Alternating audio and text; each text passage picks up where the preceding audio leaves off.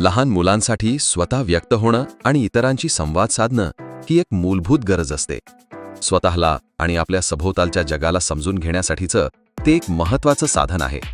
त्यामुळे मुलांना व्यक्त होण्याच्या तसंच त्यांचे विचार, भावना, कल्पना आणि शंका ऐकून घेतल्या जाण्याच्या अधिकाधिक संधी त्यांना दिल्या गेल्या पाहिजेत. मात्र मुलांशी असा संवाद हा एक अवघड पूल आहे.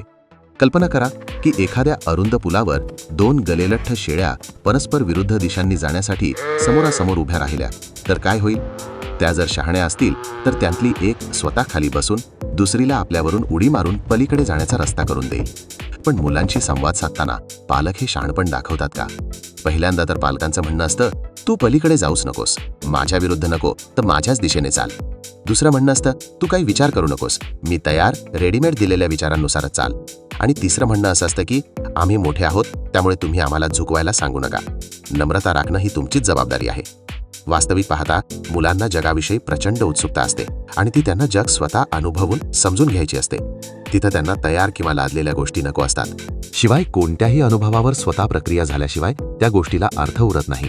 स्वतः अनुभवल्याशिवाय कोणतीही गोष्ट नेमकी काय आहे हे खरं तर समजतही नाही.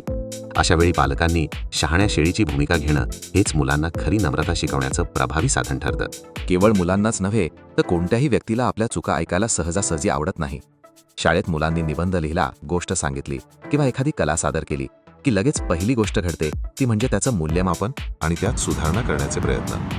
मुलं स्वतःच हळूहळू त्यात सुधारणा करत राहतील यावर आपल्या शिक्षण व्यवस्थेचा आणि समाजाचा विश्वासच नसतो. त्यामुळे आपल्याकडे तेवढा संयमही नसतो.